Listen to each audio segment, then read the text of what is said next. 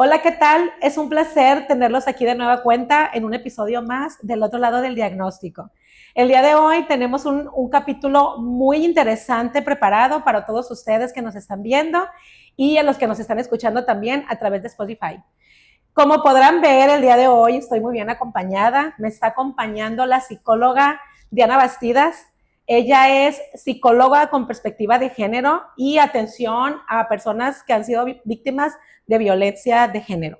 El día de hoy les preparamos un tema muy importante en relación a la adolescencia, el cual hemos titulado Adolescencia e Identidad.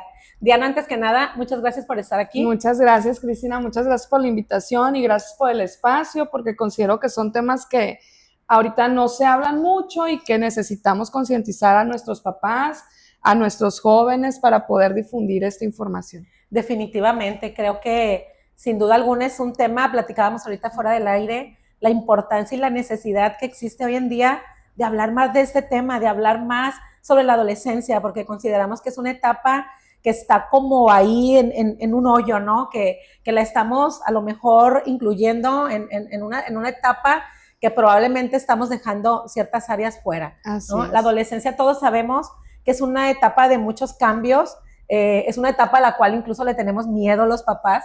A veces escuchamos, híjole, ya va la adolescencia, qué miedo. Y espérate que entre la adolescencia, no sabes lo que te espera. Y es un reto, Cristina, la verdad es que es un reto y yo considero que más ahorita en la actualidad por toda la sobreestimulación que tienen nuestros chicos, ¿no? Que como platicábamos ahorita, no son ni niños ni jóvenes. Ajá. Entonces están en esa etapa desconocida, pero a desventaja de las generaciones de nosotros con demasiada información. Y eso también nos pone en un reto como papás, porque mucha de la información o de las formaciones que ellos tienen actualmente, nosotros no las conocemos, no tenemos acceso y cercanía, y es una etapa donde ellos se sienten que ya no pertenecen al núcleo familiar, porque tu mamá no los entiendes, tu papá no los entiendes, ya estás retro, ¿no? Ya estás en otra etapa. Y ellos ya se sienten con toda la energía, con toda la fuerza, pero aparte andan buscando como dónde sentirse aceptados. Así Que es. eso es parte del ser humano de toda la vida, pero en esa etapa es más marcado. Entonces, por ello también es la etapa de peligros y de retos para muchas cosas. Claro, creo que es una etapa de retos Sí. y de peligros para ellos, pero también para nosotros como papás. Exacto, exacto. ¿Cómo, qué hago, no? Lo platicábamos justo, pues es que ya no sé qué hacer, porque si lo cuido, porque lo cuido, y si lo suelto, porque lo suelto. Entonces, ¿cómo saber hasta dónde? Creo que por ahí me gustaría que durante esta plática vayamos pues tratando de dar como esa orientación mira, hacia las personas. Yo creo que los papás ahorita, Cristi, tendríamos que tener la conciencia de que ya no podemos, hay una brecha generacional bien marcada. Nosotros fuimos formadas de una manera y la mayoría de las mamás de nuestra edad fuimos formadas de esa manera. Entonces queremos venir y educar a nuestros hijos como nos educaron a nosotros y pues resulta de que no. Nuestros hijos saben mucho más de lo que nosotros sabíamos. Se les ha estimulado la parte de derechos, de sexualidad, se les ha hablado de temas que a nosotros ni siquiera era que se nos ocurriera mencionarlo, claro. Mucho menos en las formas de relación, de cercanía, los temas que ven en las escuelas, las formas en que conviven entre ellos. Súmale que es una etapa donde para nosotros como papás, tú bien lo dijiste, nos siembran un miedo. Y yo creo que lejos de tenerle miedo, a mí me pareció como mamá que es una de las etapas más divertidas. ¿Por qué? Pues porque son bien ocurrentes. Si tú te vuelves cómplice de tu hijo en esa etapa, no amigo de tu hijo, sino cómplice, te vuelves cercano, te vuelves amigo de los amigos de tu hijo y permites que ellos hablen de temas, de preocupaciones, de inquietudes que en otras casas no se hablan, va a ser un nicho seguro. Claro. Y eso es lo que ellos andan buscando, el sitio seguro. Ahí es donde pueden caer en situaciones como drogas, como malas amistades, como relaciones tóxicas. De hecho, muchas de las parejas que inician ciclos de violencia lo inician en noviazgos en esas etapas, porque se sienten desprotegidos en casa. Claro. Diana, acabas de mencionar algo que a mí me parece bien importante. Yo comparto tu opinión. Sé que hay algunas personas que no van a estar de acuerdo en eso, pero no podemos ser amigos de nuestros hijos. No. Mira, amigos, no. No. Fíjate, yo creo que parte de mis estudios es el área de psicología social y una de las bases es psicología sistémica, estudiamos los sistemas familiares. La familia es un sistema y debe de preservarse con jerarquías, con roles bien específicos, y eso, si tú lo alteras, por ejemplo, tu mamá te pones al nivel de ser amiga de tu hija, ya no hay un rasgo marcado ahí, entonces el adolescente en este caso termina teniendo un conflicto con identidades, con autoridades, con todas las figuras de autoridad, porque si tiene un conflicto en la primaria va a tener en todas las demás. Claro. Pero eso no significa que le vas a sembrar miedo, que le vas a sembrar terror. La confianza o la complicidad no aleja del respeto. Debemos de sembrar confianza, hacernos la plática, darnos el tiempo. Yo sé que la mayoría de los papás hoy trabajamos, mamá y papá, y pues es cansado y llegamos cansados y a veces los adolescentes hablan por todos lados. Sí. O sea, hablan y quieren todo el tiempo para ellos y quieren y demandan mucha atención. Pero al final de cuentas creo que es lo poco que les podemos dar, el oído. Y el oído sin juicio. El oído desde la risa, desde, ay, ¿cómo se te ocurrió eso? Y cuéntame más. ¿Y a poco te gusta fulanito? Tenemos que aceptar que así como a nosotros nos pasó, pero a nosotros nos ponían una barrera enorme, a ellos tenemos que hacerlo, porque si nosotros no lo hacemos, aquí sí lo van a hacer. Claro. Y no van a ser nichos seguros. Y van a encontrar respuestas muy peligrosas para su formación y su identidad y su crecimiento y su desarrollo. Entonces, bueno, que vayan con los cuidadores. Pues yo no veo a mi mamá teniendo ideas tan modernas. Se ha modernizado porque se ha forzado por el crecimiento de sus nietos. Sin embargo, creo que es más apropiado que mamá y papá estén involucrados en llevarlos a las fiestas, en conocer a sus amigos, en ir a los lugares que a ellos les gustan, en jugar con ellos. O sea, darnos ese tiempo, ¿para qué? Para no romper el respeto ni las jerarquías, romper el miedo de que ellos hablen. Sí, claro, hay una gran diferencia y debe existir, ¿no? Claro. Esa diferencia entre el miedo y el respeto, que no es lo mismo. No debe ser lo mismo. Y creo que las generaciones anteriores fuimos educados muchos en el miedo. En el miedo. En el miedo, en no lo digo, no lo pregunto. Así es. Y pues... Y obedecías quizás muchas veces. Por miedo. Pues por miedo, pero el miedo a veces puede tumbar, incluso puede invalidar tus sentimientos, tus emociones, tus pensamientos, y pues por lo tanto te va dejando como una persona sin identidad. Sin identidad y muy vulnerable a muchas situaciones de fuera. Yo que atiendo víctimas, por ejemplo, de generaciones anteriores, muchas víctimas no pidieron ayuda por miedo a qué les iban a decir sus papás, por miedo a que se veía como la perspectiva de la familia color de rosa y cómo voy a decir algo que va en contra de la propia familia. Entonces, hoy creo que tenemos ventajas, desventajas, creo que tenemos mucha cercanía con la edad de nuestros hijos y con las ideas de nuestros hijos, pero eso no significa ni que vamos a perder nuestro nivel como papás, ni que vamos a volvernos amigos, ni que vamos a volvernos competencia, porque esa es otra. Así es. Muchas mamás y papás terminan siendo competencia de sus hijos, tampoco va por ahí. Claro. Tampoco me voy a llevar a mi hijo de antro, digo, a lo mejor estaría bien alguna vez. A veces me ha tocado ver por ahí en las redes que, a ver, ¿quién se ve mejor? ¿La hija o la mamá? Y es como que, oye, espérame. Así es que eso es otro fenómeno, mira, Cristi. Parte de lo que está pasando en estos cambios generacionales, en nuestra generación, nuestros papás eran matrimonios hasta que la muerte los separara. ¿Sí? Pasara lo que pasara. Hoy en la modernidad, la opción clara es el divorcio.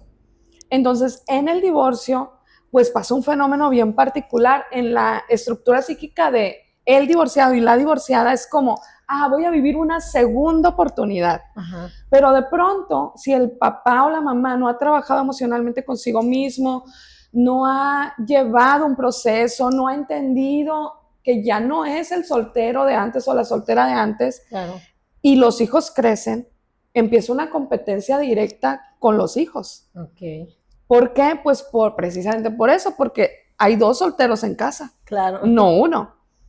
Entonces imagínate a dónde podemos llegar y vemos los fenómenos que vemos hoy en día, ¿no? Claro. Digo, del oyster no vamos a hablar en algunos días por las noches, ¿no? Encuentras a los papás de los hijos de tus amiguitos, o sea, sí. Entonces es muy caótico porque se ha perdido esa figura marcada porque no trabajamos los procesos de duelo y no trabajamos tampoco sí, tienes la oportunidad de vivir otra oportunidad, pero sin olvidarte que ya tienes un rol adquirido. Claro, y de tu edad, y de tu rol, y de tus compromisos, y de cuidar esa parte, ¿no? Precisamente. Así es. Oye, Diana, ahorita hemos mencionado la palabra identidad, pero ¿nos puedes ahondar un poco más qué significa y a qué nos referimos cuando hablamos de identidad? Sí, claro. En la adolescencia. En el caso de la adolescencia trabajado desde el área de la psicología, es trabajar la sana introyección y el sano desarrollo y el sano crecimiento e identificación de lo que es específico para ciertos roles y estereotipos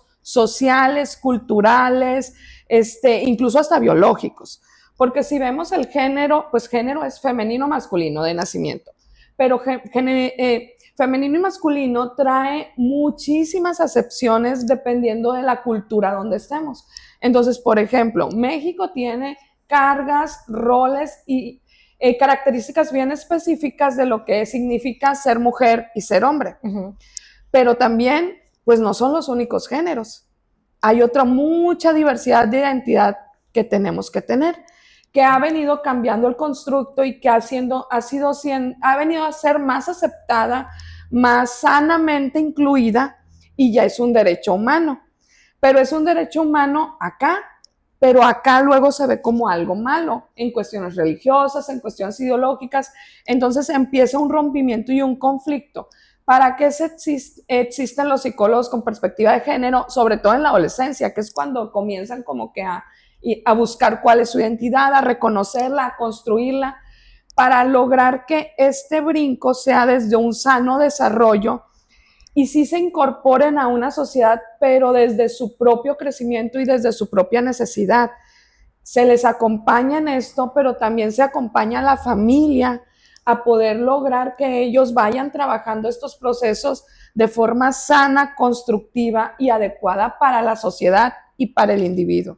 Uh-huh. Entonces nos ahorramos muchos años de terapia, muchos años de sufrimiento, si desde adolescentes vamos enseñándoles que realmente no está mal. Cuando hablamos de perspectiva de género en la adolescencia, nos estamos refiriendo que vamos a acompañar a nuestros hijos, ayudarlos a construir esa identidad en relación al género con el que ellos se están identificando. Así es, o sea, pero también con lo que la sociedad pide para cada género.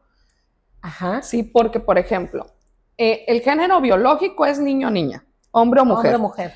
Hombre o mujer trae una carga social.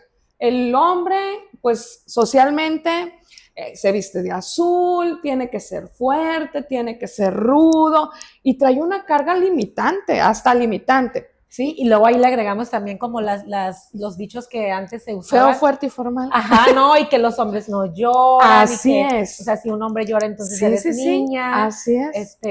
Y es limitante, es una carga limitante que nosotros que lo estudiamos en perspectiva de género decimos que son víctimas y que son privilegiados dentro de su mismo sistema.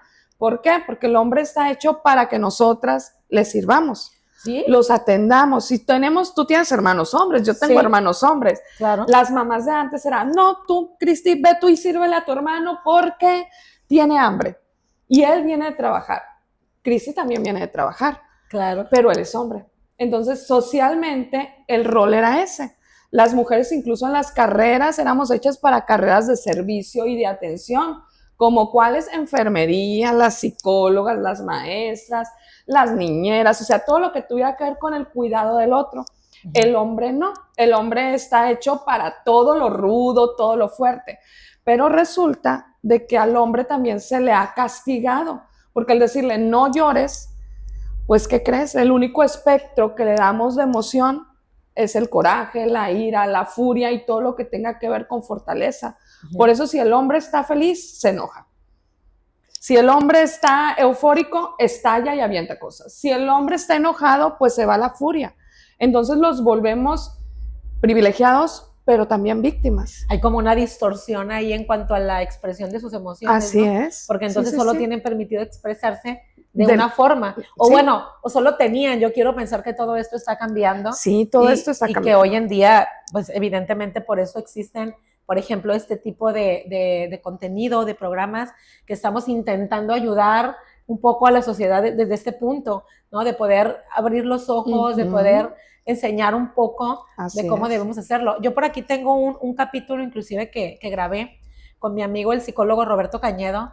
Roberto Cañedo me hizo el favor de hablarnos justamente de esto que estamos platicando, lo titulamos Educar en tiempos difíciles, porque él decía, justamente hoy en día es bien difícil como papás educar a tus hijos por todo lo que hay alrededor, todo lo que hemos estado mencionando ahorita, y justamente hablaba de estas ideas limitantes, de estos conceptos que tenemos como ideados, como estereotipados, así es, de el hombre es así, la mujer tiene que ser así y nada más. Así Entonces, es. hoy en día, si tenemos una mujer empoderada, que quiere trabajar, incluso que no quiere tener hijos, que no quiere ser mamá, que no quiere, o sea, estar en el hogar, entonces ya todo el mundo es como, pero ¿por qué? Empieza el cuestionamiento. Ajá. Y eso, fíjate bien, ahorita mencionaste, yo me quedé en el hombre, pero mencionaste muchas características que hoy la mujer está trabajando por tener. Esa frase del empoderamiento femenino no es que odiemos a los hombres ni que no queramos tener una pareja. Creo que se está volviendo muy complicado incluso que las jóvenes tengan pareja, porque hemos trabajado mucho en las mujeres en que sean como tú lo narras, o sea, en que seamos las que trabajamos, las que podemos ser independientes, las que podemos cambiar una llanta de un carro, o sea, ya no somos las que estamos en la torre esperando que nos rescaten, ¿no? Podemos rescatarnos, pero eso no significa que no necesitamos un hombre. Entonces, hace días platicaba con unas pacientes y les pedí permiso porque ya había hablado contigo y les dije, ¿me dejas decir esto? Me dijo, sí. Ella yendo conmigo se dio cuenta de que ella todos los días a su hija le leía cuentos de empoderamiento, ¿no? O sea, tú puedes ser lo que quieras, si tú algún día quieres ser política, puedes ser política, mira, ahí está Estrella. Si quieres ser esto, puedes ser esto. O sea, si quieres ser astronauta, vas a ser astronauta. Y trabajaba mucho, tú puedes, eres una niña fuerte y demás, ¿no? Y qué padre, pero yendo conmigo se dio cuenta de que con su hijo nunca fue y le leyó cuentos de tú puedes ser un niño sensible, te puede doler algo y puedes expresarlo y puedes llorar a la hora que quieras y puedes recibir y dar abrazos y puedes necesitar apoyo y puedes dejar que te cuiden también, pero no necesitas ser proveedor por completo, no necesitas cargar a nadie. Entonces, cuando nos damos cuenta de esas diferencias y comenzamos a trabajarlas desde pequeños, ellos crecen muy sano. Claro. Ahorita antes de venirme justo atendía a una paciente y le decía, voy a contarlo en el podcast que voy a ir. Y me decía, sí. Su hijo tiene 2 hijos, la niña es la mayor, el niño es el menor. Ella trabaja en un restaurante, es la administradora y el papá no sé en qué trabaja, pero tiene más tiempo como de tener los roles en casa, ¿no? Entonces él atiende a los niños y así. Y hacen un muy buen equipo como pareja.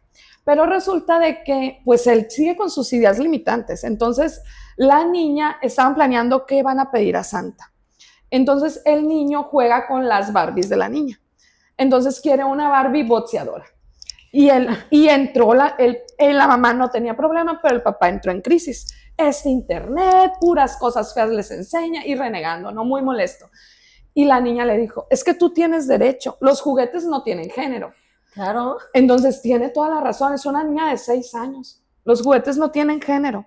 Pues como no conseguían una Barbie boxeadora, le enseñan todos los monitos de la AA o no sé, de las luchas. Ajá. Y hay una chica. AAA, ¿no? Eso, de la AAA. Entonces, doble es otra cosa. Algo así. Entonces estaba ahí y le ponen todos los monos. ¿Cuál escogió? La luchadora. La luchadora. Él quería una luchadora. ¿Es que es gay? No, no es gay.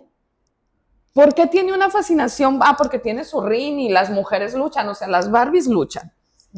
Pues porque a él le gusta eso y punto. No le pongamos una carga más allá de lo que en la inmediatez Eso te iba a decir, no debemos censurar esas actitudes, ¿no? A mí me ha tocado, no. En algún momento me tocó escuchar una mamá que estaba como, infartadísima porque su hijo quería vestirse de niña.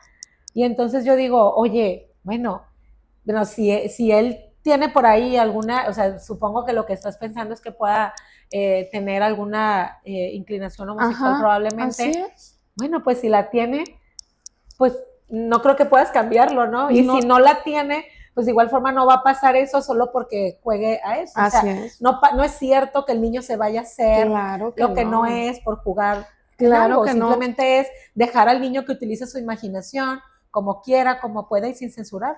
Sí, ¿sabes qué hizo esta niña? Pues hablaron con el papá y venían en el carro, la niña venía muy molesta y le dijo, tú no te preocupes, que acabó Santa, no es mi papá, Ah, y nosotros le podemos pedir lo que tú quieras. Dije yo, qué bien. entonces, ¿quién tiene la mente más libre? Ellos.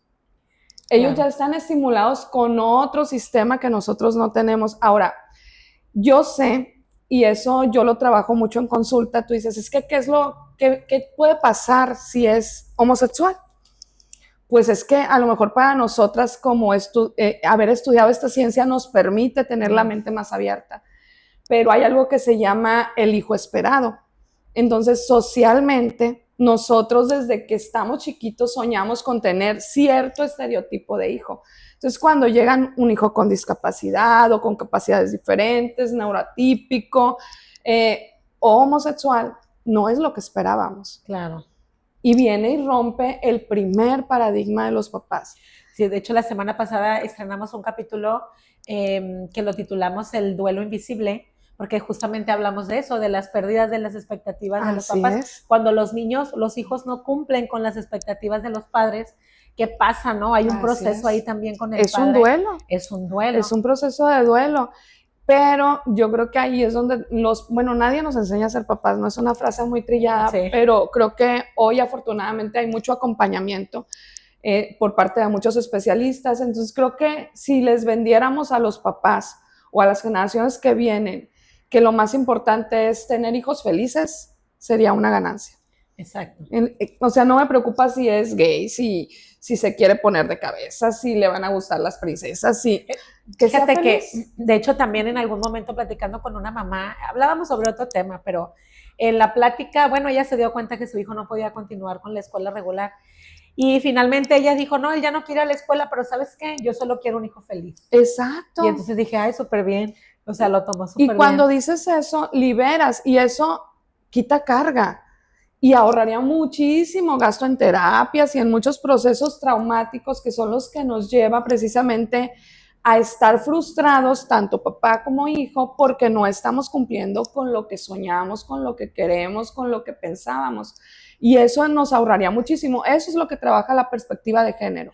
Diana, y por ejemplo, no sé si a lo mejor me voy a meter aquí en un camino un poco difícil, pero bueno, salimos. A ver cómo sales adelante de esta pregunta. Pero bueno, tú acabas de decir ya qué hacemos con los niños, con las niñas. Oye, ¿y qué pasa cuando nos damos cuenta que realmente nuestro hijo o hija está teniendo estas inclinaciones hacia el otro género?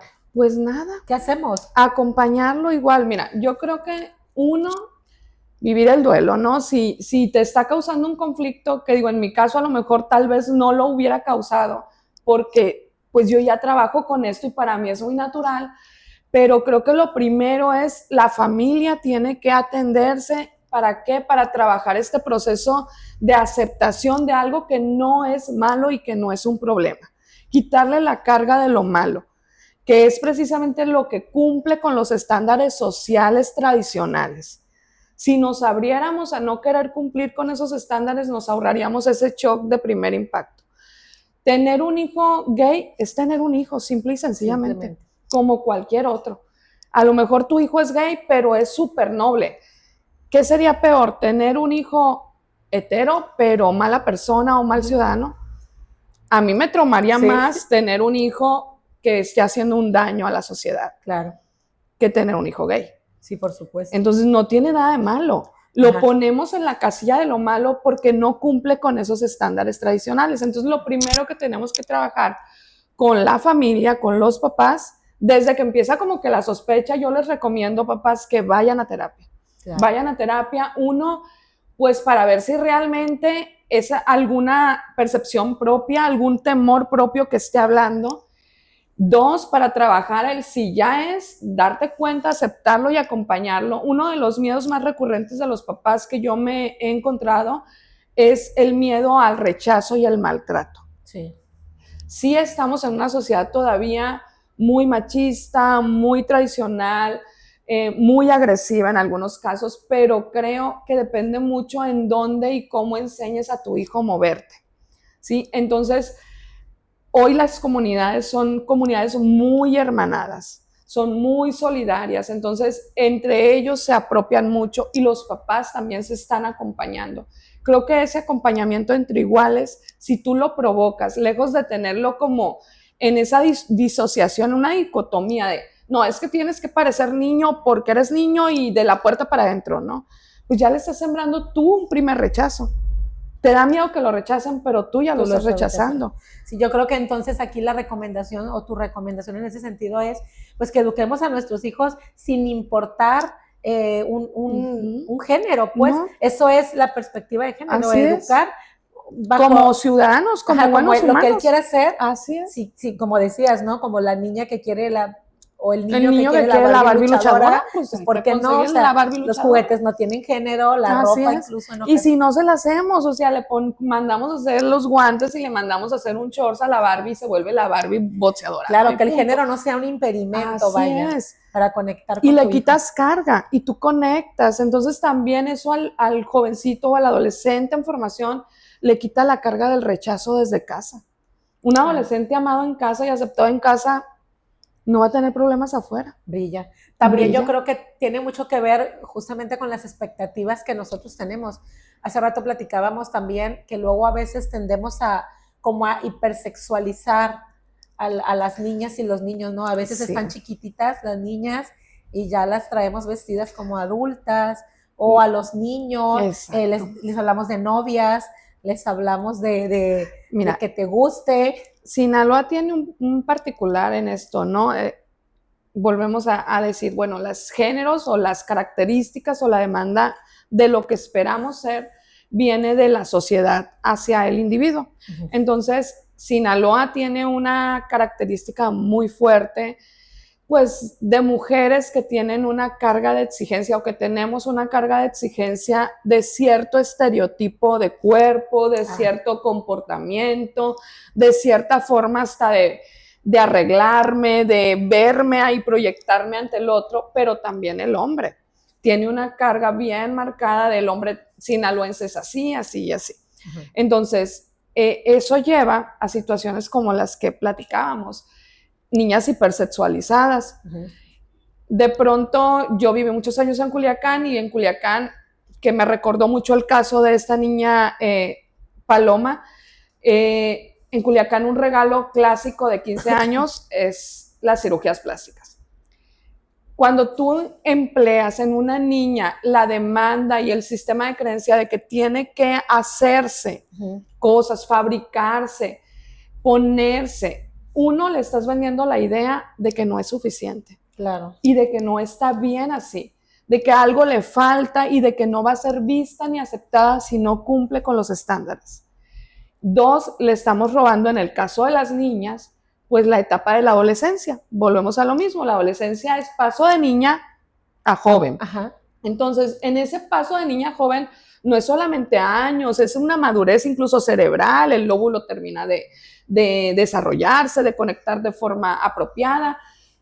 Pasas, pero tu cuerpo va teniendo cambios paulatinos.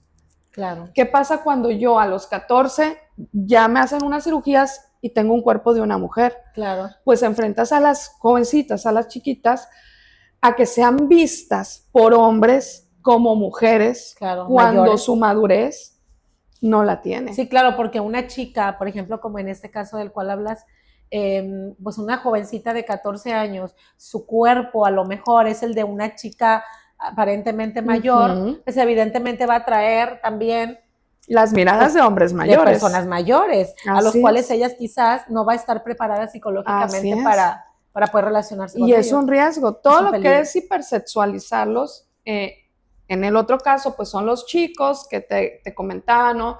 Y hablábamos de generaciones pasadas y que creo que todavía pasa hoy, si no es que pasa de otras formas. Antes los papás iniciaban a los hijos en la vida sexual. les estimulaban de ciertas maneras que, pues no voy a entrar mucho en detalle, pero todos sabemos, ¿no? Acompañándolos a ciertos lugares, en contacto con mujeres más grandes que ellos. Entonces pasaban emocionalmente de ser niños a estimularles una necesidad que ellos ni tenían. Claro. Tomemos en cuenta que los hombres maduran más tarde que nosotras. Sí. Entonces, si ellos ya decían, 14, 15 años, ya está listo para esto. Era un niño que lo brincabas.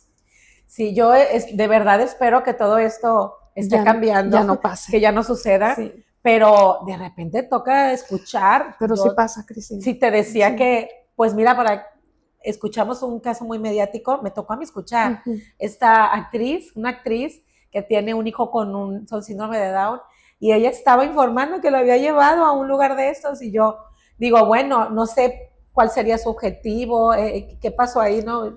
Ya no podemos entrar más en detalle, no sabemos, pero realmente creo que, pues no creo que sea como una necesidad real del niño, o sea, más bien creo que fue algo que fue de su mamá, y a veces como papás, ese es el reto, y por eso considero que es importante que los que somos papás tengamos que aprender, tengamos que documentarnos, no podemos saberlo todo, y es importante que nos dejemos guiar sobre si todas estas prácticas son o no positivas en la crianza de nuestros hijos. Es que, mira, por ejemplo, en el caso de las cirugías con las niñas o de irlas estimulando, no necesariamente una cirugía, desde te pinto el pelo a cierta edad, lo que tú decías, ay, es que es un noviecito, pero tienen 12 años, son amigos, o sea, sí, a lo mejor tienes tu amiga favorita. Sí, es tu mejor amigo, ¿no? Sí, mejor. Lo quieres más que a otros, qué padre, pero si empezamos a meterles esos rasgos curiosos, más los dispositivos que tienen mucha estimulación en ese sentido, pues entonces despertamos situaciones a nivel sexual que ellos, ni niños ni niñas, están preparados. Y la verdad, pues yo tengo el consultorio lleno de niños o jovencitos que han sido abusados. Y han sido abusados y hasta se siembra en ellos un sentimiento de culpa porque es que creo que yo me lo busqué.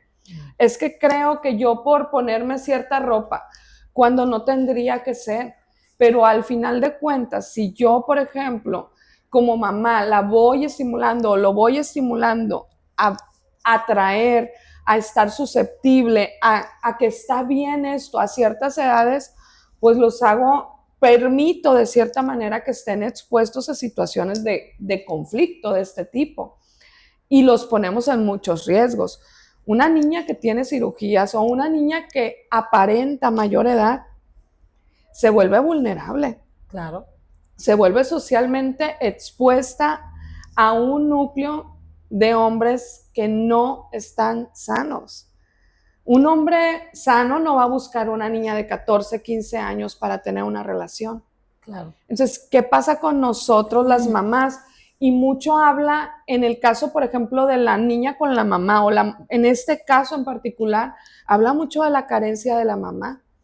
Si tú como mamá aprendiste que esa era la manera de llamar la atención, de tener una pareja, de ser vista, incluso, disculpen, pero hasta de tener bienes, pues es que, ¿cómo te explico que por ahí dicen, no, la palabra enseña, pero el ejemplo arrastra? Claro. Ahora, ¿qué regalo es apropiado para una niña de 15 años? ¿Una cirugía? Pues no. Eso es una mutilación. Cuando una cirugía es estética para un niño o niña menor, que no es necesaria, está tipificado como una violencia por mutilación, como es en otras culturas la parte de cortar ciertas áreas del cuerpo para evitar el placer. Es exactamente lo mismo. Entonces, estamos hablando ya de una tipificación de violencia de género. No, pero es que lo que quiero es que se vea bonita y que sea la más bonita de su salón. Es que la estás violentando. Porque es que ella me lo pidió. A esa edad un niño no, es una cirugía permanente de largo plazo. Sí. No está preparado. Pues aunque ella lo haya pedido, aunque lo haya querido realmente, pues imagínate, si nosotros los papás concediéramos todo lo que los niños quieren, pues a veces toca decir que no. Sí, toca pero, o decir sea, que no, y aunque te toca lo ser el pida, papá malo, y toca ser el papá que pone disciplina, porque alguien tiene que tener el lóbulo frontal desarrollado, claro, y se supone que nos toca a se nosotros, supone que no somos, a ellos, en teoría debemos de ser los en papás, teoría. los que Sí, tomemos las creo. decisiones sensatas. Sí. Diana, ahorita hemos estado hablando de lo que no debemos hacer los Ujú. padres, de que no debemos tener estereotipos, de no debemos tener ciertas expectativas, pero que sí debemos hacer para acompañar. ¿Cuál sería la forma correcta de acompañar a nuestros hijos en esta etapa? ¿Cuál es nuestro rol? Nuestro rol en ese ay, es un rol bien complejo. Mira, es un rol que puede ser muy complejo porque ¿qué tenemos que hacer? Uno, acercarnos, escuchar, escucha activa. Y luego estamos así como, dime, Cristi, Sí, te sí, sí. escucho. Y en el celular. Sí, no, la escucha activa, o sea, ve a tus hijos, velos, obsérvalos, pregúntales, involúcrate. Como les decía, ¿cuáles son las formas? De pronto hay mucha resistencia desde un videojuego, siéntate a jugar con ellos un videojuego. Yo hacía mucho con mis hijas y creo que eso me sirvió mucho. Teníamos un día de café o de algún sushi o alguna cosa que nos gustara, pero yo tenía 2 hijas, entonces como eran 2 etapas diferentes, yo decía, bueno, un día con una y un día con otra a solas. Hoy es día solas, ¿no? Yo le sugiero mucho a los papás hombres, en el caso de sus hijas, llévale flores tú, dale amor tú. En la primera imagen que tiene de amor y de introyección de amor, la niña es el papá. Llévala a bailar tú, hoy nos vamos a ir a cenar, tenemos una cena tú y yo. Entonces esas son formas en que creas lazos bien importantes y permanentes. ¿Qué pasa con el niño? Lo mismo. La mamá tiene que buscar el rol de acompañarla. Bueno, vámonos tú y yo, y nos vamos tú y yo a comer algo, y tú y yo nos vamos a pasear por el malecón, hoy tú y yo vamos a surfear. Es que no sé, mira, no pasa que te revuelque la ola. Sí, sí. Pero Porque la risa, la experiencia, el crear recuerdos en esta etapa es muy importante. Vamos a jugar fútbol, pero tú y yo, ni tu papá, ni el papá tendrá su momento. Claro. Entonces, cuando vamos estimulando estos pequeños momentos, son muy chiquitos. Te estaba esperando para sentarnos a tomar un helado. Que no lo esperen. No es que necesito que sea tu cumpleaños para hacerte un convivio. No necesito. ¿Qué te parece si el viernes se vienen tus amigos y vemos una peli de terror? A todos los adolescentes no sé por qué les encantan las películas de terror. Entonces vamos a hacer un día aunque de película. Se estén muriendo de miedo. Sí, al rato todos nos vamos a morir de miedo, pero vamos a hacer una fogata y vamos a contar historias de terror. Cuestiones como esas, crear lazos, tienen que trabajarse. No vienen solo por haber donado un esperma y un óvulo. Se tienen que trabajar. Que construir. Se tienen que construir, y se tienen que construir desde, vuelvo a lo mismo, desde la complicidad, no desde el juicio. Otra cosa que yo considero, otro aspecto que considero que es muy importante, validar la emoción de nuestros hijos. Es que ¿para qué haces un problema tan grande de algo tan pequeño? A ver, cuando nosotros estábamos en su edad, también teníamos esos problemas y también nos dolía. Ahorita tenemos problemas más grandes porque estamos más grandes. Claro. Pero si tú validas y dices, entiendo que te está doliendo, a ver, dime qué pasó, dime qué fue lo que sucedió. De verdad, créanme, papás, ahorita nuestros hijos viven unas complicaciones bien grandes en la adolescencia. El bullying está a la orden del día. No sé si saben, y voy a dar la cifra, ayer la leí, Mazatlán tiene el primer lugar en semillero de niños sicarios. Qué peligroso. Es muy triste, es choqueante. Sí. ¿Dónde estábamos nosotros que nuestros adolescentes están ahí? Claro. ¿Qué está pasando con nosotros que nuestros adolescentes están yéndose a esto? Entonces, está faltando esa labor de la escucha, esa labor de te jalo para acá. Conozco a tus amigos, sé dónde vas, sé con quién vas. Y repito, no desde el juicio, no desde el regaño, desde el validar. Un niño que vive violencia en la escuela muy seguramente va a buscar hacerse el más fuerte para no ser violentado. Un niño que es violentado en casa o que vive violencia en casa va a buscar dónde desplazar la violencia. Claro, y no va a ser con el agresor. va a ser con los más vulnerables. Por supuesto. Entonces, mucho de lo que está sucediendo ahorita tiene que ver con esta carencia de involucramiento. Yo sé que papás y mamás hoy tenemos que trabajar. En muchos casos no tenemos opción, tenemos que llevar el proveer a la casa. Pero si tú al niño le dices o al adolescente le explicas que esto es un acto de amor, el que yo llegue cansada, el que mira, yo estoy todo el día, pero estoy pensando en ti, pero esto lo hago para ti, no es crearle carga, no les digan por tu culpa o para que tú tengas esto, no, porque ahí estamos hablando desde un sentimiento y un acto de manipulación. Claro. O sea, yo hago todo esto porque quiero que vivas bien, porque quiero que estés bien. Yo estoy allá cansada pensando que va a valer la pena porque voy a verte feliz, contento, vas a poder tener el sushi que querías, el videojuego que querías. Entonces es distinto a sembrarles culpa. Uh-huh. Ahora, ¿qué pasa con nuestra sociedad hoy? Pues como te digo, hay mucha familia destruida, mucha familia que vive violencia, estamos viviendo en un ambiente muy violento y muy tenso. ¿Qué sí tenemos que hacer? Estar como podamos. Desde, bueno, el dispositivo electrónico tiene muchas desventajas, sí, pero tiene muchas ventajas. Si tú estás trabajando y te tomas 2 minutos para hacerle una llamada y no de, ¿qué estás haciendo? Esto, haz esto. No, a ver, no. Oye, fíjate que me pasó esto y quería compartírtelo. Quiero hacer una videollamada contigo porque me muero de ganas de verte. Yo tengo a mi hija en Canadá. De verdad duramos, la vez pasada duramos 2 años sin vernos. Pero era así como que, pues yo sentía como que no había pasado tanto porque todo el día estábamos cocinando y estábamos ahí platicando y que, ay, ¿qué estás haciendo? O vente a comer, vamos a comer tacos para antojarte, porque allá no hay tacos. Y es como el jugueteo entre las niñas, entre que las niñas también tengan la cultura mexicana, porque pues viene una cultura completamente distinta, que nos conozcan, que se sientan parte de esta familia, porque si no el lazo se va a romper. Entonces, ¿tiene desventajas? Sí, pero también tiene muchas ventajas para la crianza. Ahorita que estás hablando de estos aparatos, me vino a la mente, bueno, y muchos otros desafíos a los que como padres nos podemos enfrentar, ¿no? Seguramente, decías hace rato, pues no tenemos un manual para ser papá, realmente a veces tenemos toda la disposición, queremos hacerlo, pero también existen ciertas situaciones que no sabemos cómo manejar. Entre ellos, por ejemplo, creo está la tecnología. ¿Qué otros desafíos crees que nos enfrentamos? Yo creo que las comunidades virtuales. Tenemos que entender y conocer las comunidades virtuales actuales, Cristina. De verdad, nuestros niños o nuestros adolescentes tienen contacto con personas que nosotros no tenemos ni idea, ¿sí? Desde personas con las que son sus amigos de los videojuegos. Yo he tenido pacientes que resulta que creé un avatar y mi avatar escribía con otro avatar, pero me fue infiel el avatar. Entonces yo así como que, ¿qué es eso?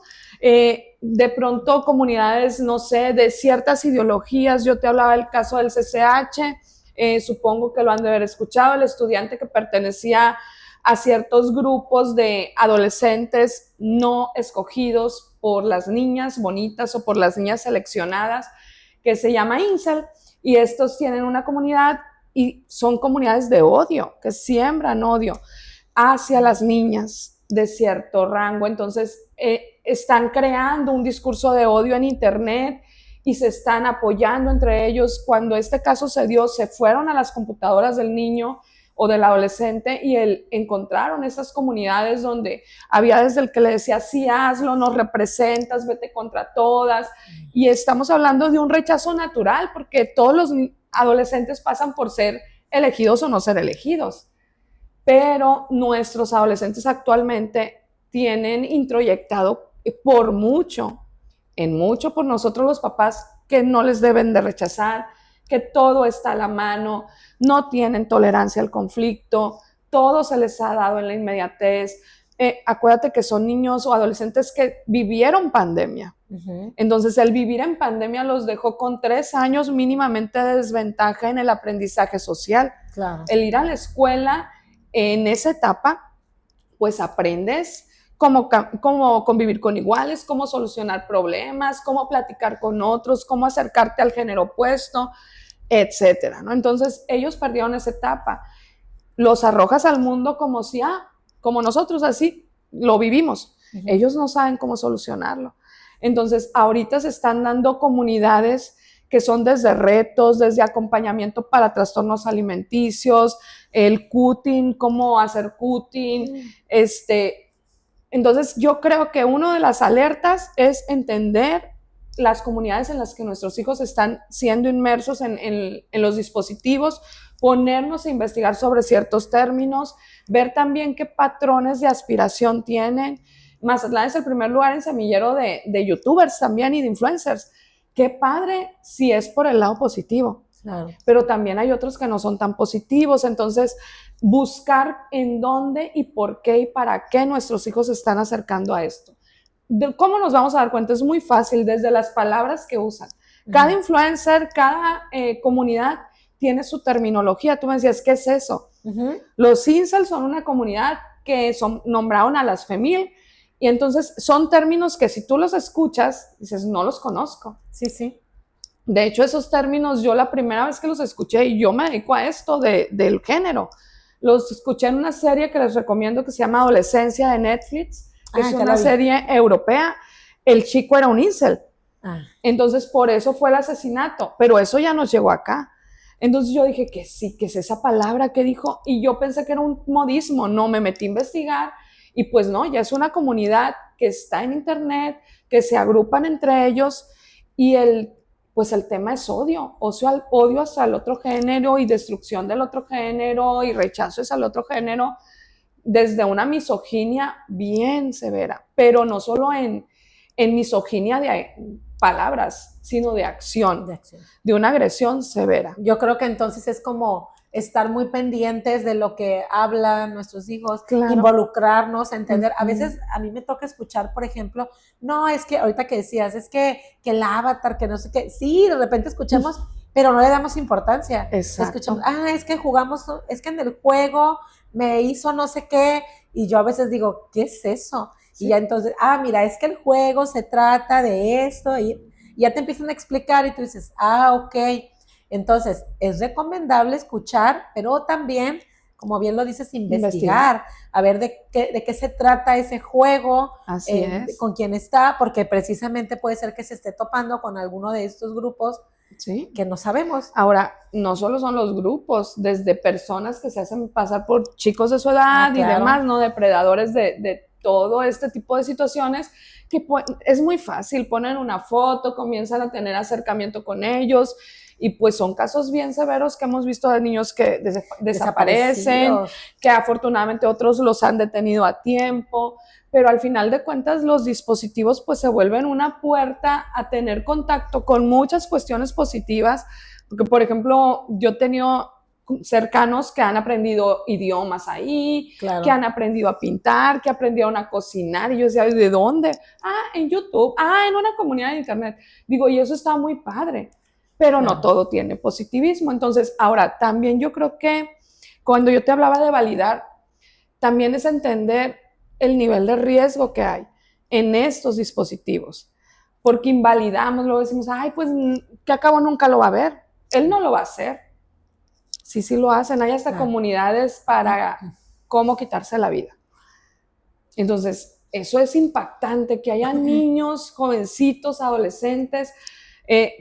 Hicimos un estudio porque la tasa en México de intentos llegó a 11 años este año.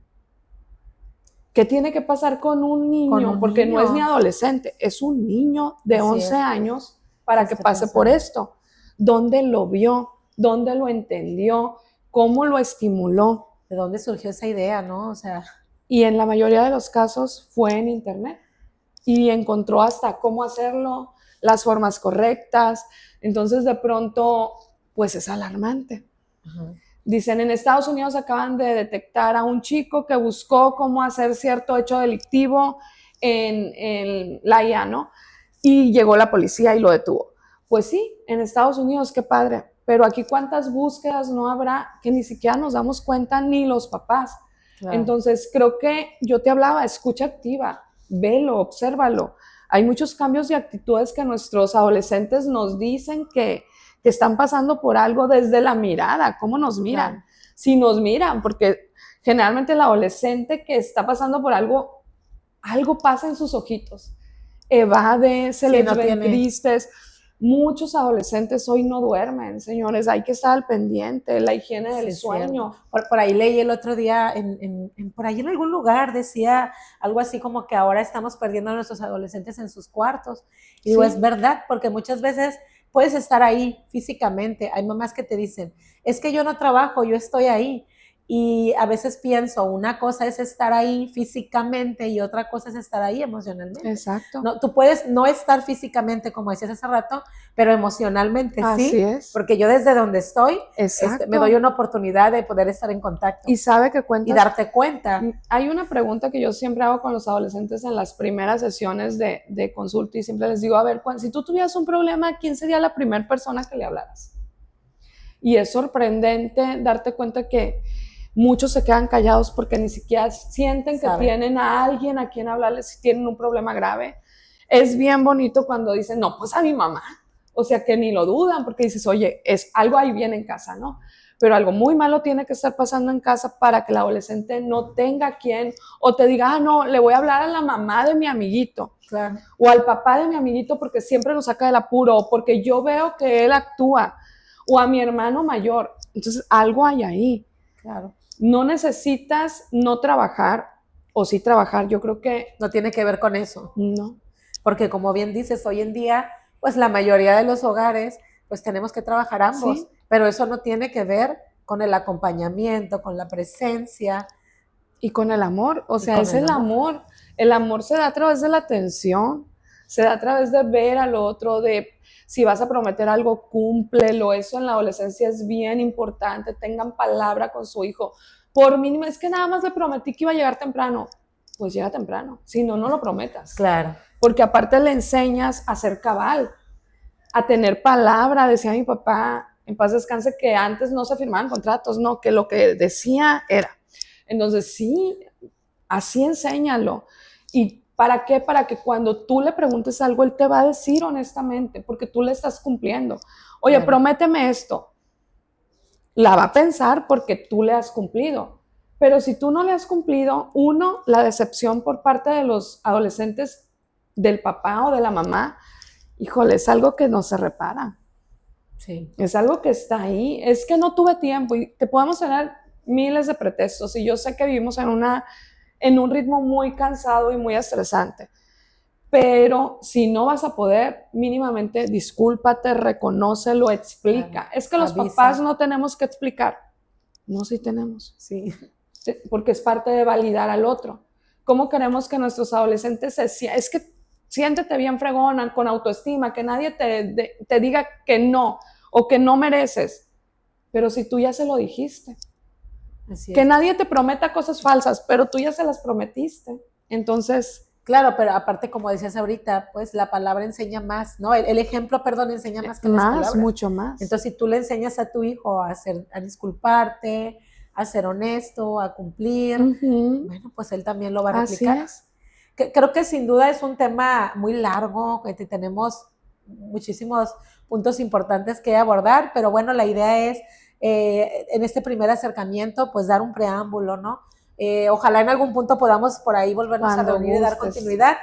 ¿Hay algo que consideres importante que debamos mencionar que no hayamos mencionado? Yo creo que ayudarles a nuestros adolescentes a reconocer la prioridad de la salud mental, de la atención de la salud mental. Hoy es básico, hoy precisamente es el día de la salud mental. De la salud mental. Entonces, pues haciendo honor a esto y a nuestra profesión y a la amplia necesidad que Sinaloa tiene, yo creo que trabajar con la salud mental, con ser socialmente o emocionalmente responsables, tanto de mis emociones como del otro, y trabajar con ello es algo muy importante en la adolescencia y en la adultez y en cualquier etapa. Entonces, empezar por nosotros mismos como papás, mostrándoles que nos estamos atendiendo, que estamos dándoles seguimiento, ir a terapia familiar, ir a todo lo que sea desarrollo emocional, es enseñarles y dejarles una cultura de salud para todos sus otros rubros, no solamente mental, sino social, médico, porque incluso las enfermedades, tú sabes que una emoción no trabajada se refleja. Entonces creo que eso sería una de las cosas más importantes, enseñarle al adolescente a pedir ayuda, a acudir a servicios médicos especializados y reconocer también al otro, a la emoción del otro, darle lugar a la emoción del otro. Y eso incluye papás, como amigos, como colegas y demás, ¿no? Claro. Muy bien, pues Diana, un placer, muchísimas Muchas gracias, Cristi. Espero que esta información que hoy acabamos de abordar sea de mucha utilidad. Por favor, si alguien tiene alguna duda, con todo gusto puede contactarnos y pues podemos resolver esas dudas. Claro que sí. Muchas gracias por el Muchas tiempo gracias. y mucha suerte con la crianza de sus hijos. Gracias.